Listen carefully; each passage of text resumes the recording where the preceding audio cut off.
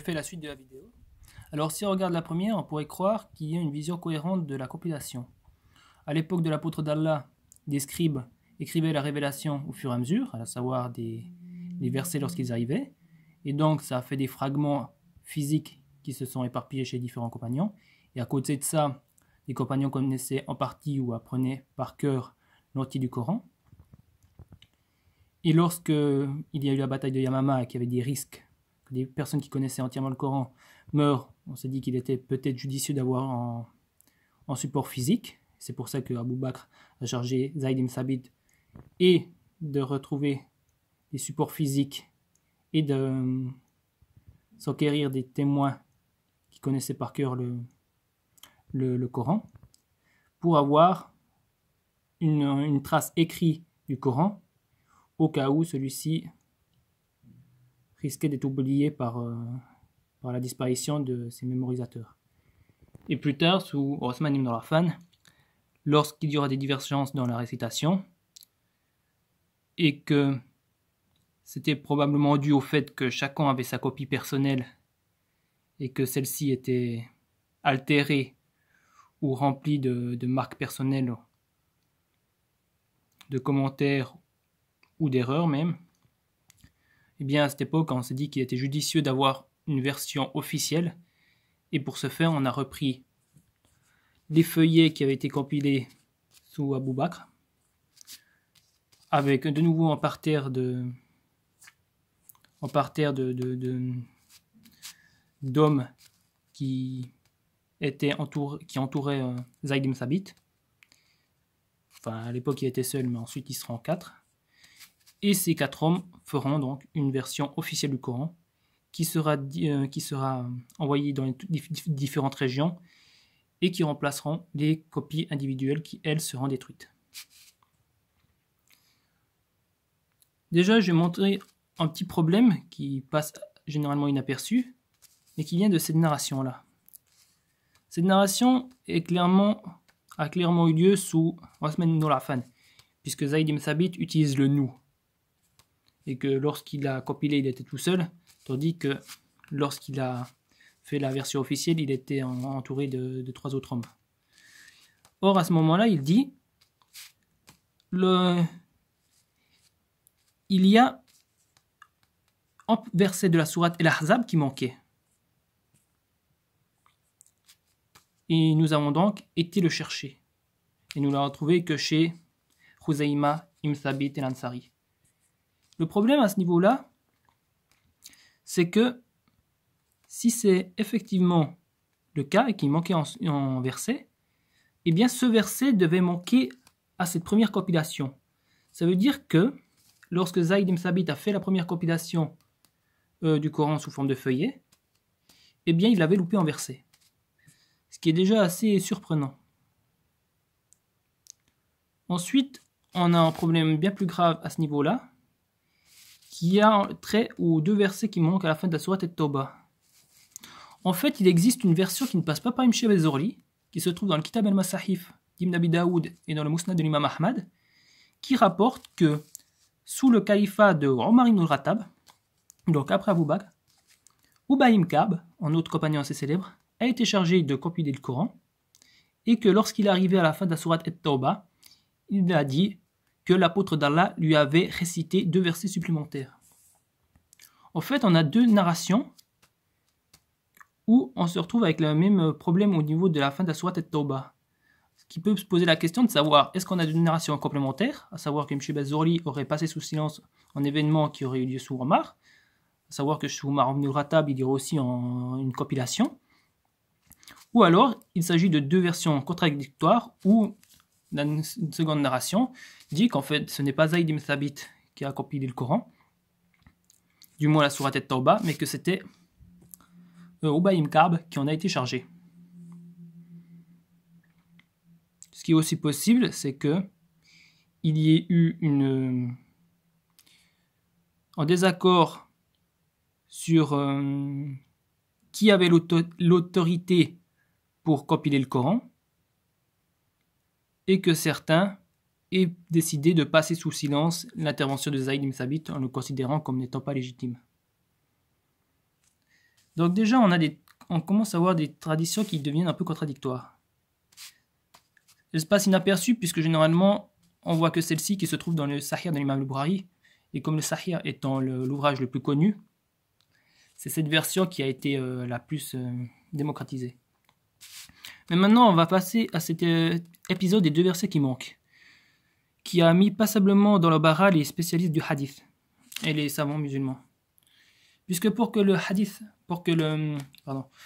une sourate soit mutawatir et que ces versets soient mutawatir et qu'elle rentre dans le Coran, il faut avoir un support et deux témoins. Or là, on ne les a pas. Ou du moins, selon certains, on ne les a pas. Zayd ibn Thabit n'avait pas ces deux derniers versets, il a dû les trouver chez Abu Khuzaymah. Et Ibn Abdil Bar trouvait cela bizarre que Zayd ibn Thabit, dans une autre tradition que je parlerai après, connaissait le Coran par cœur, alors qu'il ne se souvenait pas de ces deux derniers versets. Donc pour Ibn Abdil Bar, un des savants malikites médiévaux assez connus, eh bien Zayd ibn Thabit a dû chercher ces versets parce qu'il ne s'en souvenait plus. Tandis que pour d'autres spécialistes, en fait, lorsqu'il est arrivé chez Abu Khuzaymah, il s'est rappelé de ces versets. Et donc il a témoigné avec Abu Khuzaymah pour garantir l'authenticité de ces versets. Pour d'autres savants encore, c'est Zayd ibn Thabit et Omar ibn al-Khattab qui ont témoigné. Et pour d'autres savants encore, Abu Khuzaymah était surnommé celui qui valait deux témoignages, puisqu'une fois l'apôtre d'Allah lui a dit une telle chose. Et donc, Abu Khuzaymah seul pouvait témoigner de la validité de ce verset coranique. Pourquoi les savants ont dû défendre l'aspect mutawatir de ces deux versets? Parce que les chiites les ont attaqués sur ce sujet. Et ce qu'on ne sait pas, c'est que la vision la plus ancienne dans le chiisme, c'est que les sunnites ont altéré et falsifié le Coran. À l'époque Bouwayhid, il me semble que c'est le Cheikh Sadouk qui, le premier, s'est aligné sur l'orthodoxie sunnite et a affirmé que le Coran était non falsifié. Il y a eu une divergence chez les chiites entre deux mouvances, une qui affirmait que le Coran avait été falsifié, une autre qui affirmait que ce n'était pas le cas.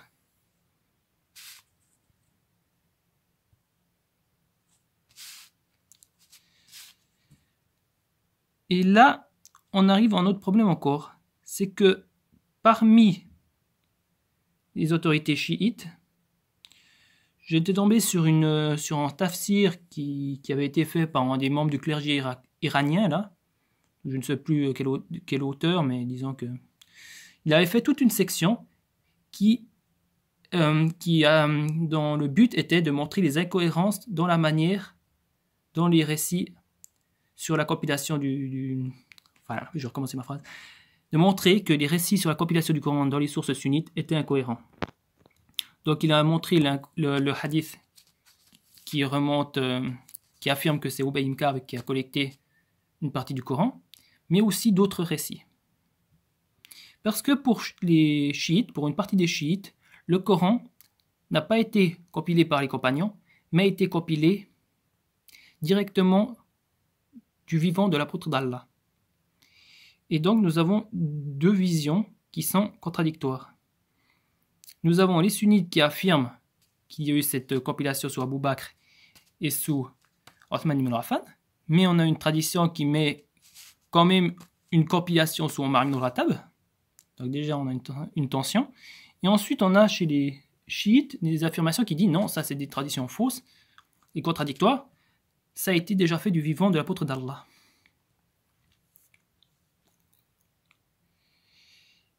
Et les contradictions ne s'arrêtent pas là. Puisque on parle de la mort de Qurra, donc de récitateurs du Coran, de personnes qui connaissaient entièrement le Coran par cœur, mais déjà les chiffres varient. Certains disent qu'il y en avait 70 qui sont morts, d'autres parlent de plusieurs centaines. Or, on a une tradition qui est assez connue. La plus connue remonte à Anas ibn Malik, qui se trouve aussi dans le Sahih de l'imam al-Bukhari, qui dit que seuls 4 compagnons de l'apôtre d'Allah, de son vivant, connaissaient entièrement le Coran par cœur. Cette affirmation pose aussi problème aux savants musulmans, puisque ça contredit la vision comme quoi tous les compagnons, ou presque, connaissaient le Coran par cœur. Et cette tradition est très, on va dire, très attestée, puisqu'en fait, il y a 3 tabi'in qui la rapportent. Et Sha'bi, Muhammad ibn Sirin et Qatada, qui lui le rapporte d'après Anas ibn Malik. Pour ces 3, seuls connaissaient par cœur le Coran Ubay ibn Ka'b, celui dont on a parlé avant, Mu'adh ibn Jamal, Zayd ibn Sabit et, si je ne me trompe pas,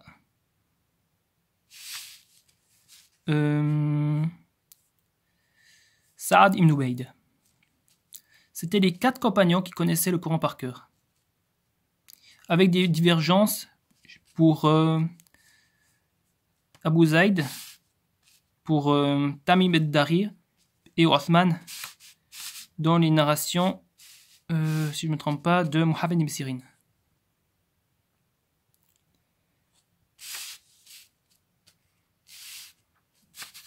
Normalement,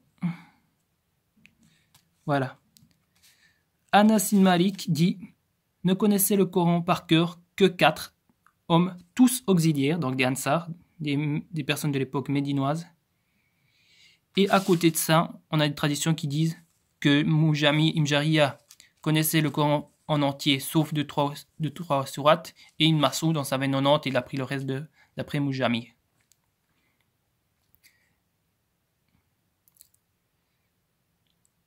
Le problème maintenant, c'est que ça rentre en contradiction avec la vision qui veut qu'il y ait des dizaines de personnes qui connaissaient le Coran par cœur qui sont morts pendant la bataille de Yamama.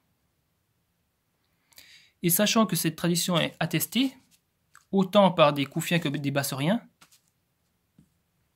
il s'agit d'une tradition solide dont on ne peut pas minorer le poids. Et surtout, on ne peut pas dire qu'en fait, il ne parlait que des Bassoriens ou que des Koufiens. Surtout qu'une autre tradition qui remonte à Anas ibn Malik affirme que les Bani al-Khazraj, qui s'opposaient à la tribu des Raus, eh bien, étaient les seuls à avoir parmi leur rang des personnes qui connaissaient entièrement le Coran. Ça signifie qu'en fait, tous les Raus ne connaissaient pas entièrement le Coran. Et si on part de ce principe, ça signifie que soit juste l'année après que l'apôtre d'Allah soit mort, énormément de personnes ont appris le Coran par cœur, soit les Qur'a n'a pas la signification qu'on lui donne. Et le sens de Qur'a, ce qui est assez bizarre, c'est qu'on n'utilise jamais le terme Hufaz, qui signifie ceux qui connaissent par cœur, mais le sens de Qur'a serait celui de personne qui sait réciter le Coran. Celui qui sait réciter n'est pas forcément une personne qui connaît par cœur le Coran, mais une personne qui est capable de le lire, puisque vous savez que le Coran est dépourvu de voyelles, mais aussi les points qui servent à différencier les consonnes sont absents. Ce qui signifie que vous avez uniquement une structure abstraite avec des signes, mais vous n'êtes pas capable de le lire si vous n'êtes pas capable de connaître en minimum le Coran. Et donc, voilà la signification du terme Qur'a. Ce ne sont pas des personnes qui connaissaient entièrement le Coran qui sont morts, mais des personnes qui étaient capables de le lire, mais qui avaient besoin d'un support physique. Ce qui montre déjà on va dire, une sorte de réinterprétation postérieure de la tradition musulmane pour renforcer les récits sur la compilation.